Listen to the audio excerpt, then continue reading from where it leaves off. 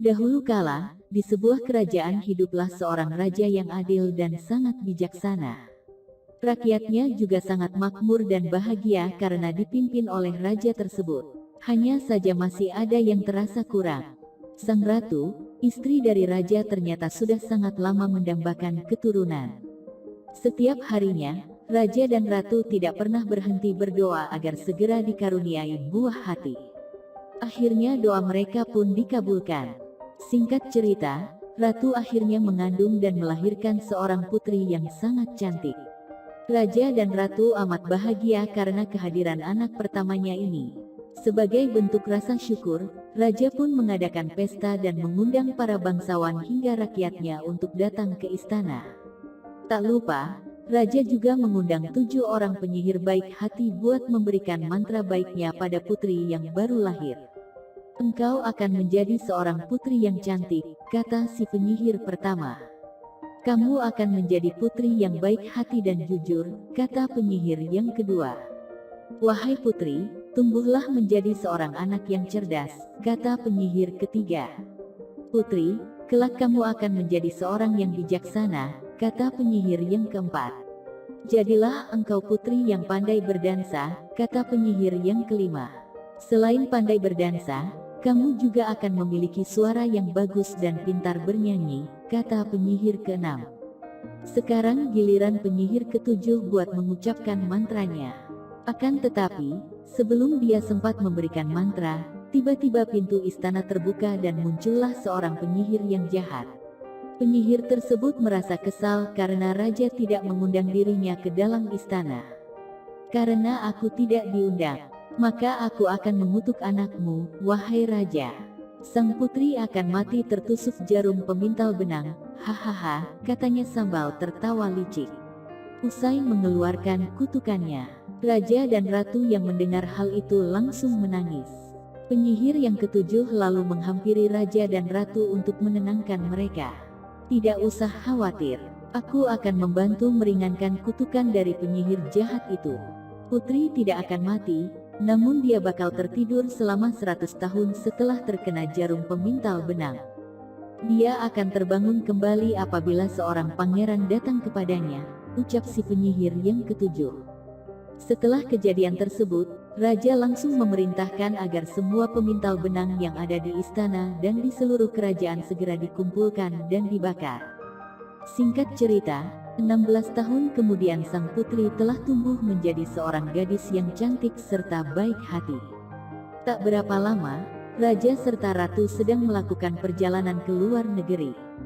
Sehingga putri pun ditinggal seorang diri ke istana. Sang putri pun berjalan-jalan keluar istana. Ternyata dia menemukan sebuah puri. Di dalam puri tersebut ada sebuah kamar yang belum pernah dia lihat sebelumnya. Ternyata di dalam kamar tersebut ada seorang nenek tua yang memintal benang. Si nenek pun meminta putri untuk duduk ke depan alat memintal dan mulai memutar alat pemintal tersebut. Saat sedang memutar alat pemintal benang, mendadak jari sang putri tertusuk jarum pemintal. Sang putri pun menjerit kesakitan dan langsung terjatuh ke lantai. Sang nenek tua yang ternyata adalah si penyihir jahat kontan tertawa puas melihat putri yang tersungkur dan dianggap telah tewas. Sang putri yang telah hilang ini membuat seisi istana khawatir. Raja memerintahkan seluruh pasukannya untuk mencari putri. Akhirnya sang putri pun ditemukan namun dalam keadaan yang tidak sadarkan diri. Raja pun sangat bersedih melihat keadaan anaknya. Kemudian datanglah penyihir ketujuh yang menenangkan sang raja. "Raja, tenanglah. Putri hanya akan tertidur selama 100 tahun.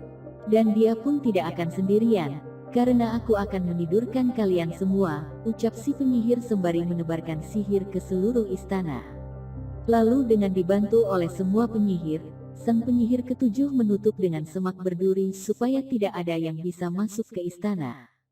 100 tahun berlalu, tiba-tiba ada seorang pangeran yang datang dari negeri seberang yang kebetulan melewati depan istana yang ditutupi oleh semak yang berduri. Menurut cerita, istana tersebut dihuni oleh seekor naga yang jahat dan mengerikan. Pangeran pun berencana ingin menghancurkan naga tersebut. Sesampainya di gerbang istana, Pangeran mencoba memotong semak belukar tersebut, namun terus gagal. Tiba-tiba muncullah seorang penyihir yang baik hati yang memberikannya sebuah pedang. "Pakailah pedang ini," kata penyihir tersebut. Pangeran akhirnya memakai pedang tersebut untuk memotong semak belukar. Begitu masuk ke dalam istana, dia langsung dihadang oleh naga besar yang merupakan jelmaan dari si penyihir jahat. Naga tersebut menyerang pangeran dengan menyemburkan api yang panas. Pangeran menghindar dari semburan api itu. Lalu dia melemparkan pedangnya ke arah naga dan berhasil menancap ke leher naga. Sang naga langsung jatuh ke tanah dan berubah kembali ke petunjuk penyihir jahat. Lalu dia pun mati. Setelah diberi tahu oleh penyihir baik hati, pangeran menuju kamar di mana sang putri tertidur. Sesampainya di sana, dia melihat sang putri yang cantik dan jelita tengah memejamkan matanya. Pangeran pun mencium pipi sang putri, dan pada saat itulah hilang juga kutukan jahat untuk si putri. Akhir cerita, putri pun menikah dengan pangeran.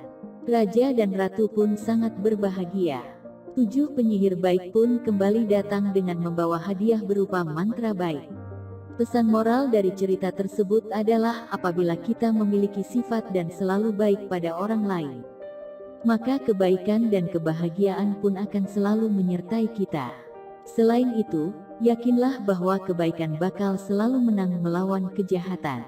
Meski kita harus menunggu agar kebaikan tersebut terungkap dengan jelas.